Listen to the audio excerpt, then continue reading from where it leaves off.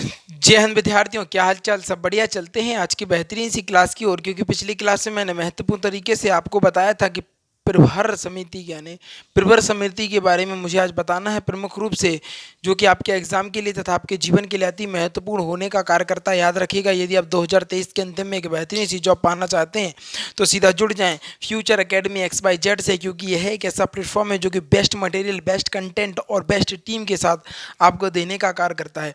चिंता मत करना विद्यार्थियों, मेरा प्रयास रहेगा कि आपके लिए बेहतरीन से बेहतरीन चीज़ें आप लोगों के लिए पेश कर सकूं, जिससे आप कहीं ना कहीं बहुत आगे तक जाने का कार्य करें और एक बेस्ट जॉब को प्राप्त करने का कार्य करें। मैं बता रहा हूँ, आज रामबाण बता रहा हूँ, सरकारी जॉब को पाने का रामबाण बता रहा हूँ। डेली नियम बना लो कि 100 सवाल लगाने हैं।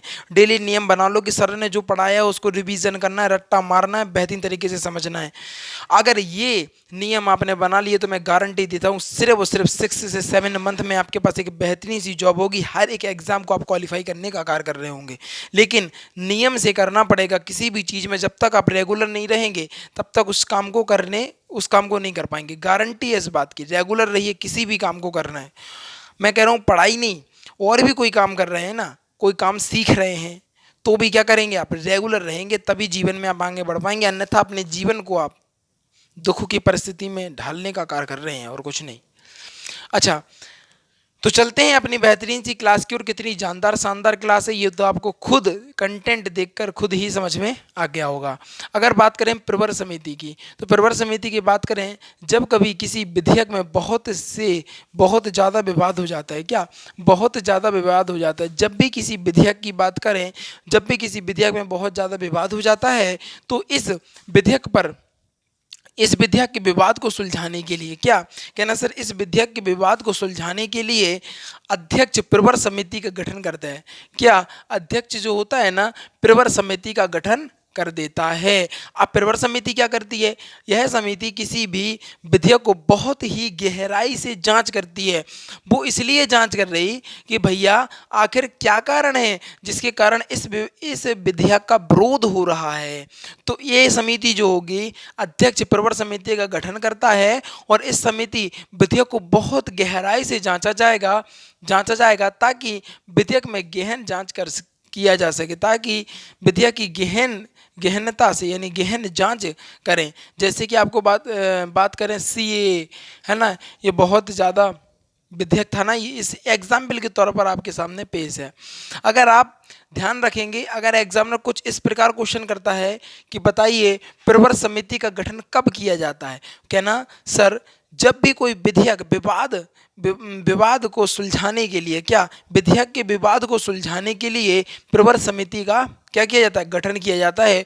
और यह जो समिति होती है कहीं ना कहीं क्या करती है, कहना सर यह जो समिति होती है ना, ये विधेयक का गहराई से अध्ययन करने का कार्य करती है। ठीक है, क्या करती है। या फिर इस प्रकार भी क्वेश्चन आ सकता है कि बताइए प्रवर समिति जो होती है उसका क्या कार्य होता है, कहना सर जो विवादित विधेयक होता है उस पर गहराई से अध्ययन करने का कार्य करती है। ठीक है, गहराई से अध्ययन करती है या जांच करती है।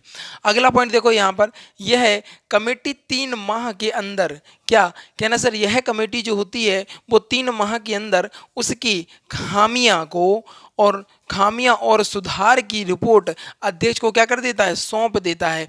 अब ये बात समझ में आ गई कि नहीं भैया इस विधेयक में ये कमी है, तो कमियां और सुधार के लिए रिपोर्ट किसको दे देती है, अध्यक्ष को दे देती है। और ये बताओ प्रवर समिति का गठन कौन करता है, कहना सर जी अध्यक्ष करता है। और इसके अलावा एक बात और पूछ सकते हैं कि 3 माह के अंदर बताइए अपनी रिपोर्ट, प्रवर समिति को अपनी रिपोर्ट कितने टाइम के अंदर अपनी रिपोर्ट देनी होती है, कहना सर इस कमेटी को 3 माह के अंदर अपनी जो रिपोर्ट होती है वो देनी पड़ती हैं और उसको बताना पड़ता है कि इस विधेयक में क्या खामियां हैं और क्या सुधार करने चाहिए। इतनी बात समझ में आ गई, कन्फ्यूज तो नहीं हुए, कहो तो फिर से बता दें, हमें कतई कोई दिक्कत नहीं है, एक बार और समझ लो। अगर वो कहे प्रवर समिति, तो जब कभी भी किसी विधेयक में बहुत ज़्यादा विवाद हो जाता है, इस विधेयक पर विवाद को सुलझाने के लिए अध्यक्ष एक प्रवर समिति का गठन करता है। यह समिति जो होती है विधेयक को बहुत गहराई से जांचती है ताकि विधेयक का गहन तरीके से जांच की जा सके। अगर बात करें यह कमेटी जो होती है 3 माह के अंदर अपनी 3 माह के अंदर उसकी यानी विधेयक की खामियां और सुधार की रिपोर्ट क्या देती थी, अध्यक्ष को सौंप देती है। ये सारी चीज़ें थी। और मैंने घुमाकर क्वेश्चन इसलिए पूछा आपसे कि क्योंकि आजकल जो एग्जामिनर है वो इसी तरीके से आपसे क्वेश्चन करने का कार्य करता है। अगर बात करें, दो तरह से इसका गठन किया जा सकता है। कैसे? कहना सर दो तरीके से इसका गठन होता है। पहला अगर बात करें, लोकसभा की सीट के लिए अलग तथा राज्यसभा की सीट के लिए अलग होता है। इसको क्या बोलते हैं? प्रवर समिति बोलते हैं। एक हो गया, आपको बता दें, लोकसभा की सीट के लिए अलग हो जाएगा और राज्यसभा की सीट के लिए अलग हो जाएगा। एग्जाम्पल मान लें, लोकसभा से 30 सदस्य लिए गए तो राज्यसभा से भी 30, है ना। अगर लोकसभा सीट के लिए अलग तथा राज्यसभा के लिए अलग, तो इसको ही क्या बोलते हैं हम? कहना सर इसको हम प्रवर समिति कहने का कार्य करते हैं।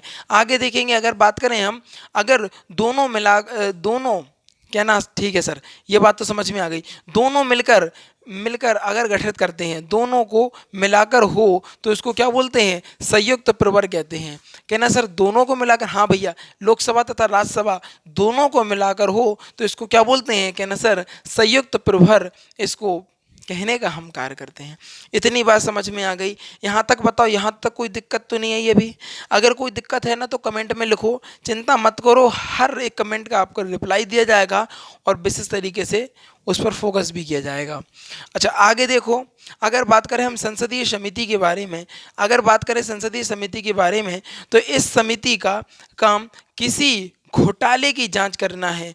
अब बहुत आता है भैया, बहुत बार पूछा गया है कि बताइए संसदीय समिति का क्या कार्य है? कहना सर संसदीय समिति का घोटालों की जांच करने का कार्य संसदीय समिति का। इस प्रकार भी क्वेश्चन उठा सकता है एग्जामिनर कि बताइए घोटालों की जांच करने वाली जांच, यानी घोटाले की जो जांच करती है वो कौन सी समिति है? कहना सर संसदीय समिति है। और ये भी कहीं ना कहीं दो प्रकार से होती है, गठित होती है। अगर बात करें, यदि दोनों सदनों का गठन अलग अलग हुआ है, याद रखिएगा, यदि दोनों सदनों का गठन अलग अलग हुआ है तो उसे हम संसदीय समिति कहते हैं। याद रखिएगा, नोट इट योर पॉइंट, यदि दोनों सदनों का गठन अलग अलग हुआ है तो उसको हम संसदीय समिति कहते हैं।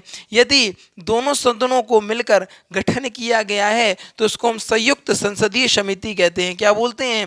कहना सर संयुक्त संसदीय समिति हम कहते हैं। इतनी बात समझ में आ गई? अब कोई दिक्कत तो नहीं है? एक बार और देख लो, यदि दोनों सदनों का गठन अलग अलग हुआ है, यदि दोनों सदनों का गठन अलग अलग हुआ है तो उसे हम संसदीय समिति कहते हैं। यदि दोनों को मिलकर गठन किया गया हो तो उसे हम संयुक्त संसदीय समिति कहने का कार्य करते हैं। इतनी बात समझ में आ गई? आगे देखो, अगर हम कहना सर एग्जामिनर कैसे क्वेश्चन करेगा?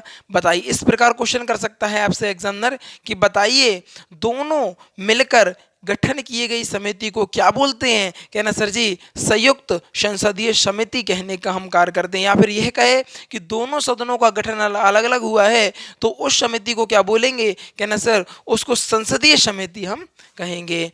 अब बात करते हैं यहाँ पर संसद की कार्यवाही के बारे में, क्योंकि यहाँ से भी कहीं ना कहीं एग्जामिनर क्वेश्चन आपसे पूछ ही लेता है और बहुत भाई साहब काम गड़बड़ हो जाता है, क्योंकि ये बच्चे भूल जाते हैं। लेकिन मैं आपको बताऊं ना, मैंने बताया ना फ्यूचर एकेडमी है ये। क्या? Future academy. थर थर कांपेंगे क्वेश्चन। क्या कहना सर? थर थर कांपने का काम करेंगे और आप फ्यूचर एकेडमी से पढ़ रहे हैं, ठीक है ना। अगर बात करें हम 11 से 12 का समय, आपको बता दें 11 से 12 का जो समय होता है उसको बोलते हैं प्रश्नकाल। क्या होता है? उसको बोलते हैं प्रश्नकाल। 12 से लेके एक के समय को बोलते हैं हम शून्यकाल। इसके अलावा 1 से 2 बजे का जो टाइम होता है उसमें लंच होता है। इसके अलावा 2 से 6 बजे का जो टाइम होता है उसमें प्रस्ताव होता है, ठीक है। आप कहना सर इसमें से कैसे एग्जामिनर क्वेश्चन करेगा? तो समझो, वो कहेगा कि बताइए प्रश्नकाल किस समय पर होता है। तो आपको पता होना चाहिए प्रश्नकाल यानी 11 से 12। प्रश्नकाल में क्या होता है? क्वेश्चन, इकट्ठे क्वेश्चन की लिस्ट के भैया ये क्वेश्चन अभी इस पर चर्चा नहीं हो रही है, सिर्फ क्वेश्चन हो रहे हैं। भैया ये वाला क्वेश्चन कि भैया हमारे घर के बगल वाली नली काहे नहीं बन रही, उस पर रोड काहे नहीं डल रही, उसमें डामर काहे खराब हो गया है ना, उसमें से पानी क्यों नहीं आ रहा, मतलब तमाम प्रकार के सवाल। ये तो मैंने एग्जाम्पल बताए, है ना। तो ये सारे सवाल जो प्रश्न काल होता है ना उसमें बताए जाते हैं। तो कौन से समय पर, कहना सर जो 11 से 12 का समय होता है ना उसको ही हम प्रश्न काल बोलते हैं।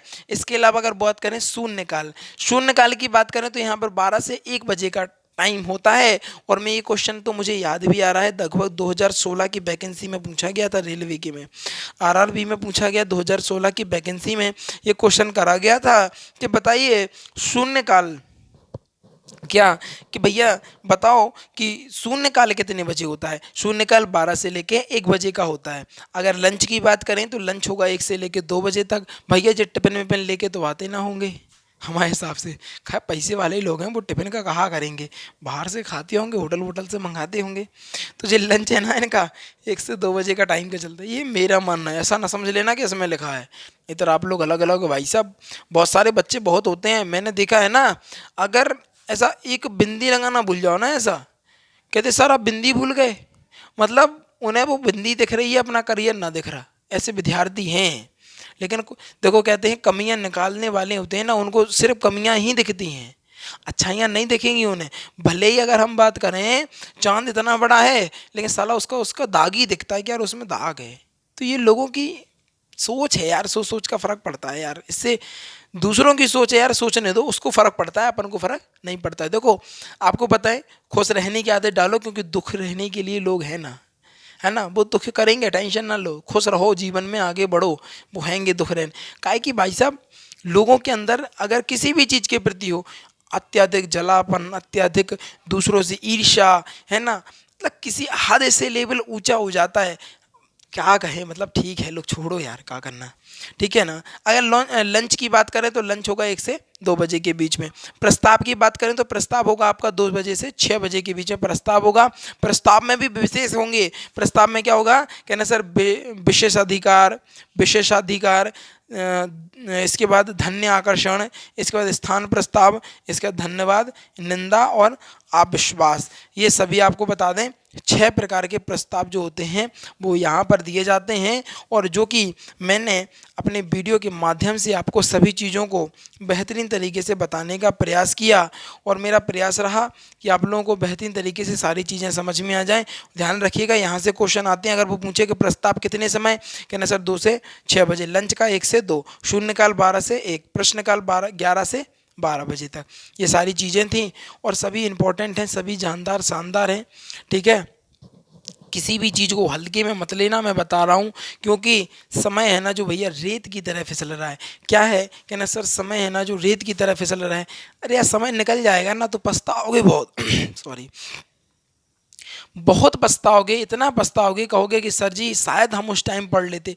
अरे मैं बता रहा हूँ ना, उन लोगों से पूछो जिन्होंने अपना समय बर्बाद कर लिया। एक भाई साहब थे और वहाँ पर हम कोचिंग चलती है ऑफलाइन में, तो मजदूरी करते हैं, कहते हैं वो हमसे मास्टर साहब कहते हैं, अपनी अपनी भाषा होती है ना, कहते मास्टर साहब अगर हम पढ़ लेते ना तो आज हम शायद ये काम ना करना होता हमें। तो भैया जॉब मिले या ना मिले ये महत्वपूर्ण नहीं है, पढ़ना महत्वपूर्ण है। मैं बताऊं, आप लोग आजकल पढ़ने की जगह फोकस कहीं और पर रहता है, और पढ़ोगे तो जॉब भी मिलेगी, 100 पे 100 मिलेगी। अन्यथा आप इतने इतने खुद अपने आप में एक्टिव हो जाएंगे, इतने खुद एक्टिव हो जाएंगे कि किसी भी जगह पर, किसी भी प्लेटफॉर्म पर से अच्छा सा पैसा आप कमा पाएंगे। लेकिन ये सारी चीज़ें होंगी पढ़ने के बाद ही। आप सोचो कि बिना बोए हमें काटने को मिल जाए तो कुछ ना मिलेगा, जब बोगे तभी गेहूं काटने को मिलेगा। आप सोचो बिना बोए मिल जाएगा तो कुछ ना होगा, कर्म तो करना ही पड़ेगा। और अगर कर्म में अगर सच्चाई है ना तो कर्म कहाँ निष्फल होगा। मैं कहता हूँ ना कि बस कर्म तुम्हारा कल होगा, और कर्म अगर सच्चाई है तो कर्म कहाँ निष्फल होगा। अगर कर्म में सच में आपकी वो है कि नहीं इस बार मुझे करना ही करना है, तो भाई साहब कोई माई का लाल में ताकत नहीं है कि भाई साहब वो तुम्हारी सीट ले ले और तुम्हारी जो जॉब तुम्हें मिल रही है ना वो उसको छुड़ा ले।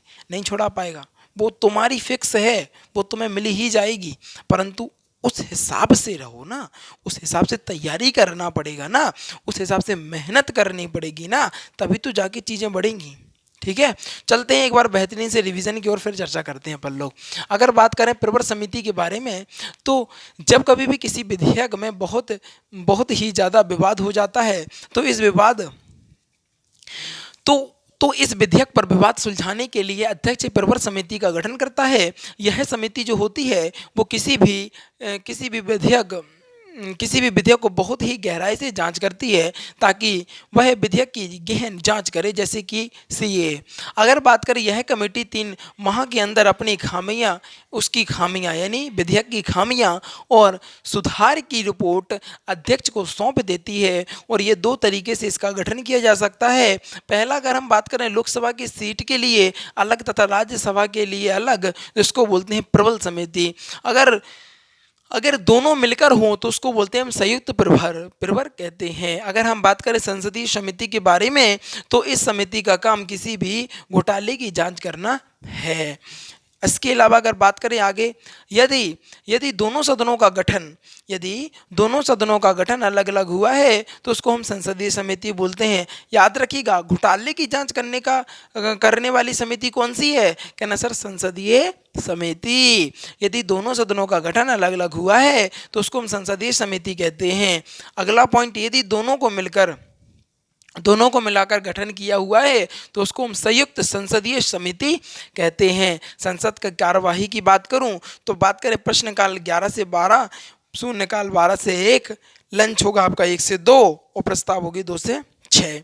प्रस्ताव में विषयाधिकार, ध्यानाकर्षण, स्थगन प्रस्ताव, धन्यवाद, निंदा तथा अविश्वास, ये प्रमुख रूप से आपको बता दें ये प्रस्ताव के अंतर्गत आते हैं। ये सारी चीज़ें थी और बहुत इम्पोर्टेंट थी, बहुत जानदार शानदार थी। प्रयास मेरा रहता है कि आप लोगों को बेहतरीन तरीके से समझा दिया जाए। बिल्कुल दिमाग में फिक्स हो जाना चाहिए, पूरा दिमाग में स्टोरेज बिल्कुल फुल हो जानी चाहिए कि नहीं, आज हमने पढ़ा, हमें चीज़ें समझ में आ गई और ये याद रहनी भी चाहिए।